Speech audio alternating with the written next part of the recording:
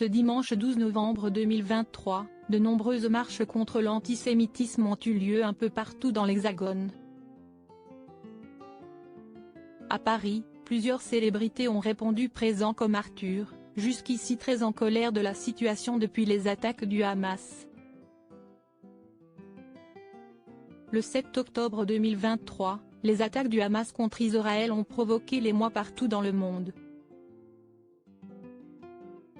De nombreuses personnes ont été blessées et selon Tsahal, l'armée israélienne, il y aurait eu 400 morts. Depuis un mois, le conflit perdure entre le pays de Benyamin Netanyahou et la Palestine.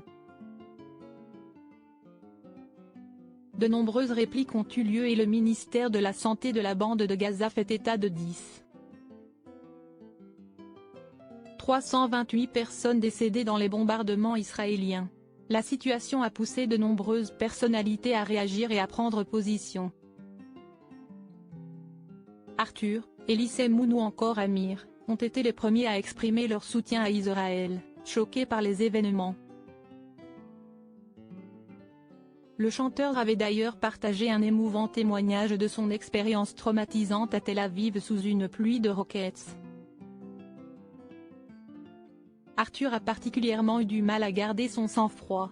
Il s'est d'abord agacé contre tous ceux qui se muraient dans le silence. Puis il a décidé de s'en prendre à ceux qui affichaient leur soutien à la Palestine. Il n'a donc pas hésité à reprendre Yannick Noza lorsqu'il dénombrait le nombre de victimes en Palestine.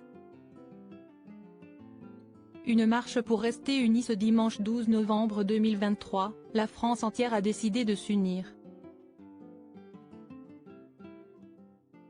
Non pas pour définir quel clan elle allait choisir dans cette guerre complexe, mais pour marcher contre l'antisémitisme.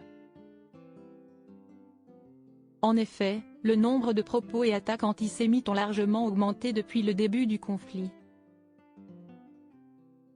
Les personnalités politiques et culturelles ont ainsi rejoint le mouvement.